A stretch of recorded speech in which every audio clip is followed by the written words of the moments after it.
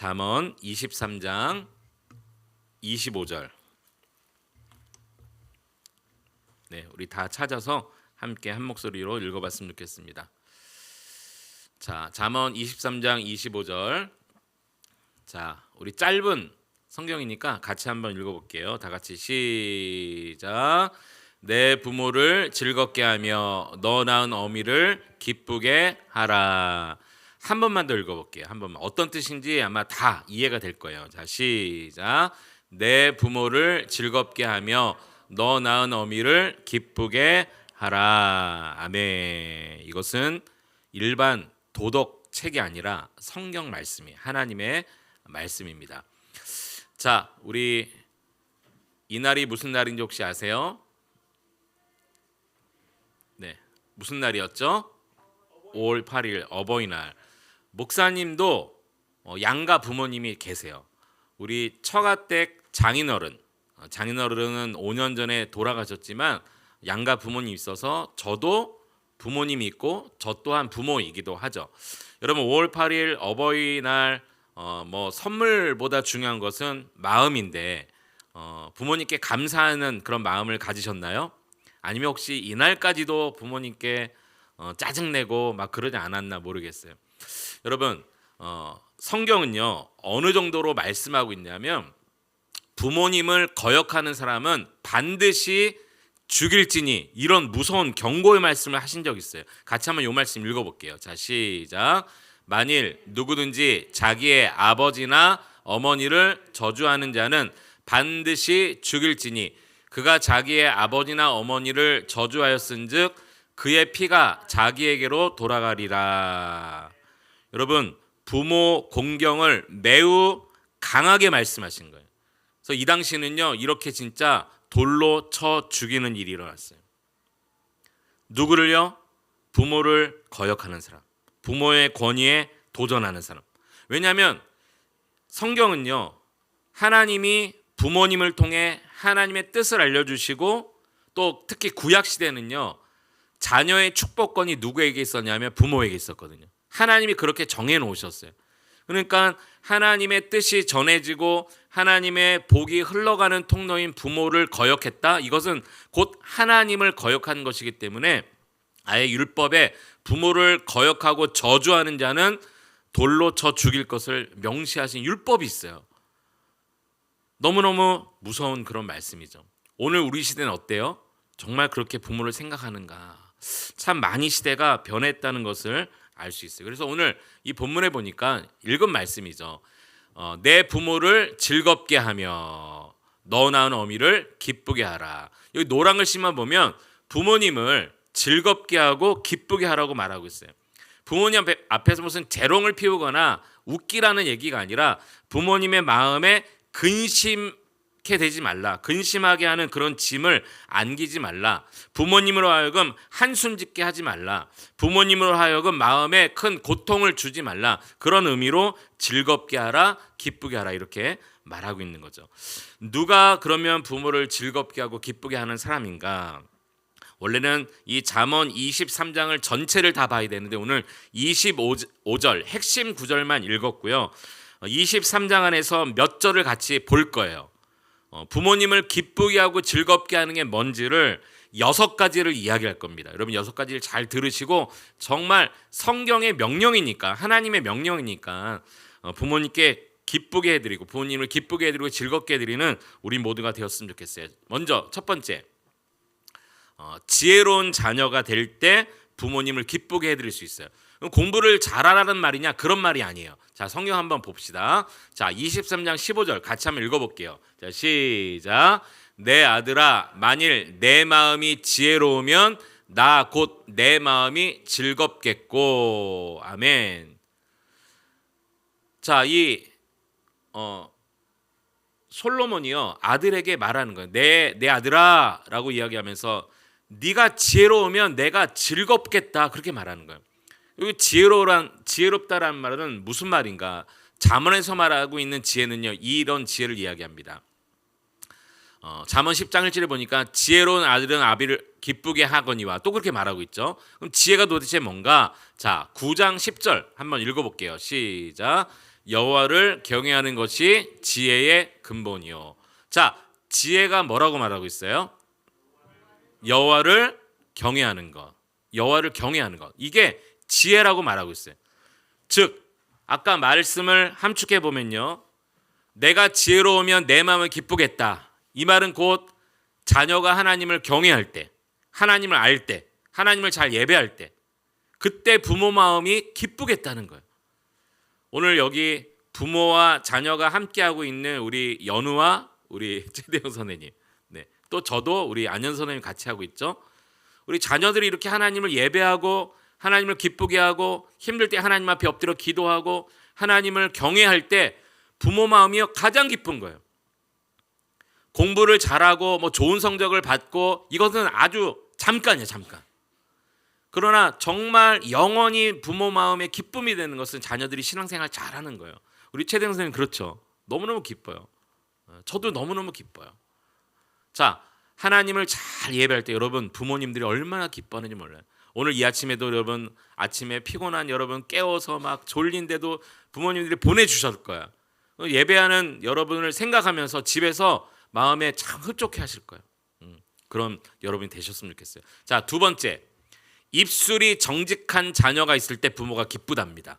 자, 이것도 잠언 23장에 나와요. 같이 한번 읽어볼게요. 시작. 만일 내 입술이 정직을 말하면 내 속이 유쾌하리라. 여기 유쾌한다는 것은 기쁘다라는 얘기죠. 입술이 정직할 때 내가 기쁘다. 여러분 공부보다 좋은 대학 가는 것보다 또 부모님에게 무슨 용돈을 많이 하고 선물을 많이 한 것보다 더 부모님을 기쁘게 드리는 것이 뭐냐면 말로 효도하는 거예요. 말로. 이것은 돈이 안 들어가잖아요. 여러분 부모님께 감사합니다 말 한마디가 부모의 마음이 더 기쁜 거예요. 부모님 사랑합니다 이 말 한마디가 부모를 더 유쾌하게 하는 거예요. 여러분 입술로 부모님을 사랑합니다 감사합니다 그렇게 공경할 수 있는 여러분 되었으면 좋겠어요. 성경의 명령입니다. 세 번째, 남과 비교하지 않는 자녀가 있을 때 부모님 마음이 너무 기뻐요. 자, 23장 17절 보면 이런 말씀이 있습니다. 내 마음으로 죄인의 형통을 부러워하지 말고 항상 여호와를 경외하라. 이 죄인의 형통을 부러워한다는 것은요, 이런 얘기죠. 쉽게 말하면 이런 거예요. 아니 쟤는 저렇게 잘 사는데 나는 이런 부모님 만나서 이게 뭐야. 그렇게 비교하지 말라는 거예요. 여러분 하나님께서 여러분에게 부모님을 허락하시고 그 가정을 허락하신 분명한 이유가 있어요. 하나님의 뜻과 이유가 있는데 그것은 무시하고 잘 사는 친구, 용돈 많이 받는 친구, 막 부모님이 선물 팍팍 해주시는 친구, 그런 친구들만 보면서 부러워하는 거예요. 그걸로 어떻게 살아가는지도 모르면서 또 돈이 많고 또 인기가 있고 막 그러다 보니까 돈과 권력으로 죄를 짓는 그런 삶을 살아가는데도 불구하고 우리 예를 들어 연예인들을 볼 때 와 저렇게 잘생기고 예쁘고 유명하고 또 인기도 많고 막 TV에도 나오고 돈도 잘 벌고 저러면 너무 좋겠다. 나는 이게 뭐야 못생긴 부모 만나서 이렇게 못생기게 태어나. 여러분 이렇게 비교할 게 아니에요. 여러분 돈과 명예와 인기는요 순간이에요. 영원하지 않아요. 여러분 연예인들이 돈 있고 명예 있고 인기 있는데 왜 많이 자살해요? 마음 한켠에 채워지지 않는 공허함이 있기 때문에 그래요. 무대를 올라갔을 때는 화려하게 노래하고 막 박수치고 환호하니까 너무너무 좋아. 무대를 내려오면요 그렇게 허무할 수가 없어요. 그리고 그 인기가 떨어질까 봐 마약을 하고요. 그 불안해서 못 견디는 거예요. 잠을 못 자고요. 약을 먹지 않으면 잠을 못 자는 거예요. 마약을 하지 않으면 견딜 수 없는 그 연예인들의 무대 뒤에 모습이 있는 거 아세요? 여러분 그런 거 부러워할 필요가 없어요. 네 번째, 희망을 버리지 않는 자녀가 있을 때 부모님들이 너무너무 기뻐해요. 자, 23장 18절에 보면 이렇게 말합니다. 정령이 내 장래가 있겠고 내 소망이 끊어지지 아니하리라. 그러니까 장래와 소망, 미래를 꿈꾸고 미래를 소망하는 자녀. 여러분 부모님을 기쁘게 해드리는 방법 중에 하나가 뭔지 아세요? 여러분 절대 아무리 힘들고 어려워도 절망하지 않는 거예요. 성적이 잘 안 나와도 좌절하지 않는 거예요. 희망을 가지고 소망을 가지고 비전을 가지고 부모님 제가 다시 한번 해볼게요. 이런 말을 하는 때 부모 마음이 얼마나 기쁜지 몰라요. 부모가 여러분의 상황을 모를 것 같아요? 다 압니다. 여러분의 시절을 이미 거쳐왔기 때문에 다 알아요. 여러분이 어떤 생각을 하는지, 어떤 고민을 하는지, 또 어떤 상황에서 부모를 속이고 있는지 다 알아요. 부모님이 모를 것 같죠? 모른 척 하는 거예요. 다 압니다. 그렇기 때문에 여러분이 똑같은 상황이라 그 시절을 거쳐왔기 때문에 여러분이 그런 상황에서도 소망을 가지고 비전을 가지고 다시 도전하고 다시 일어나고 다시 열심히 공부하려고 책상에 한 번 더 앉아보고. 왜요? 꿈과 미래가 있기 때문에. 그러면 부모 마음이 너무너무 기쁜 거예요. 다섯 번째, 친구를 잘 사귀는 자녀를 보면 부모님들이요 너무너무 기쁩니다. 이것은 정말 너무너무 당연한 거죠. 성경에 보면 이런 말씀이 있어요. 잠언 23장 20절에 보면 술을 즐겨하는 자들과 고기를 탐하는 자들과도 더불어 사귀지 말라. 이 잠언의 저자인 아버지가 아들에게 하는 말이에요. 술과 고기를 탐하는, 여기 고기를 탐한다는 것은 고기 자체를 먹지 말라는 얘기가 아니라 인생의 목적 자체가 먹고 즐기는 것에 목적을 두는 사람을 이야기하는 거예요. 그 다음 절 21절도 보세요. 술 취하고 음식을 탐하는 자는 가난해질 것이요 잠자기를 즐겨하는 자는 헤어진 옷을 입을 것이니라. 여기에 핵심이 어디 있냐면 탐하는 거에 있어요. 여러분, 탐하는 거. 여러분, 음식은 우리에게 필요한 거예요, 필요하지 않은 거예요? 절대 필요한 거죠. 목사님도 먹어야 삽니다. 그리고 맛있는 거 먹고 싶어요. 그런데 성경의 핵심이 어디 있냐면 기본적인 욕구와 탐욕의 사이에서 잘 구분할 것을 말하고 있는 거죠.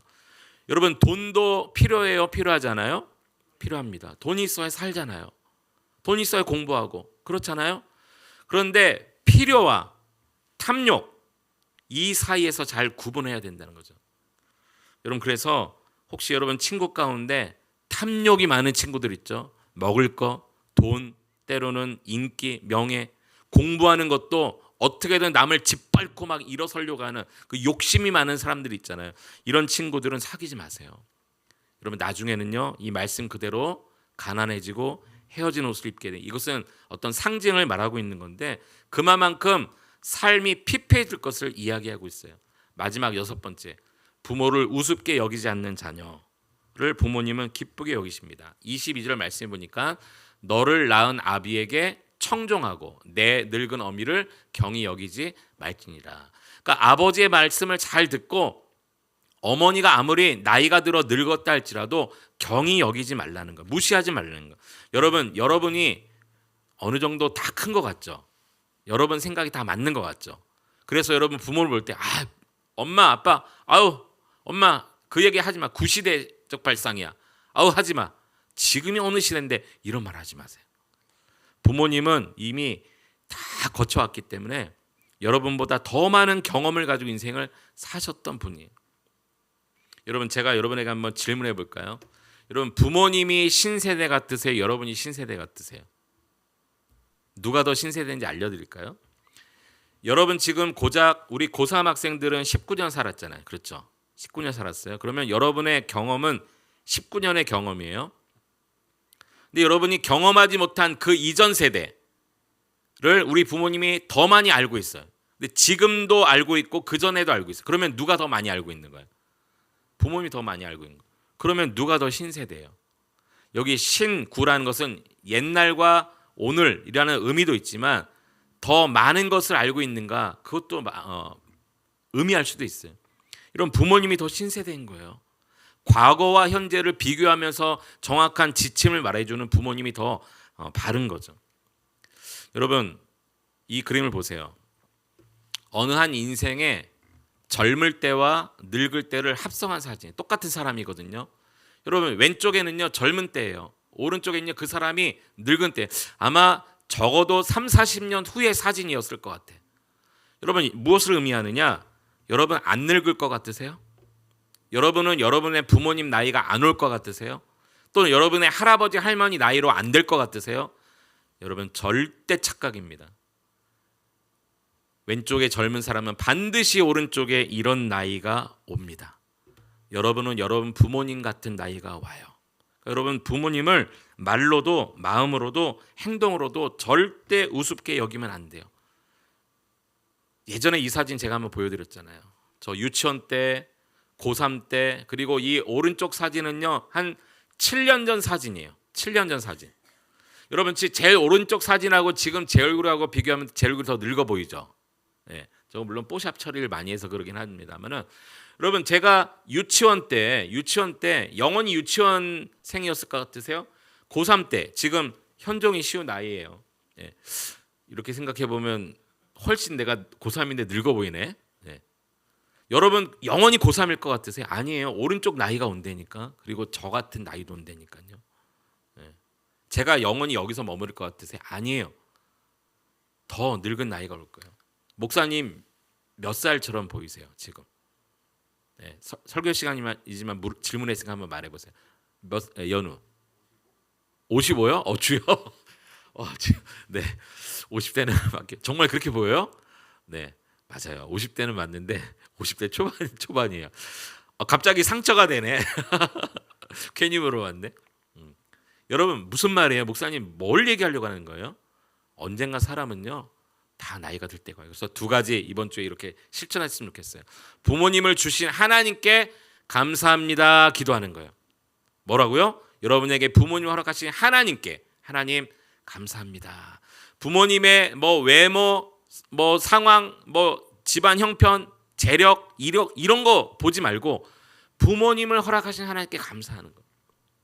두 번째, 부모님께 감사합니다, 사랑합니다 고백하는 거. 그러니까 이번 한 주간 하나님께 감사합니다, 그리고 부모님께 감사합니다, 그리고 사랑합니다. 가능하면 부모님께 제가 더 잘할게요, 이 말도 첨가하면 좋을 것 같아요. 더 열심히 해볼게요. 그리고 부모님을 업신여기지 않는 것. 여러분에게 부모님을 주신 이유는요, 부모님을 통해서 사회를 배우고 부모님을 통해서 하나님을 배우기 위해서 부모님을 허락해 주셨어요. 이번 한 주간 이렇게 살아가는 여러분 모두가 될 수 있기를 원합니다.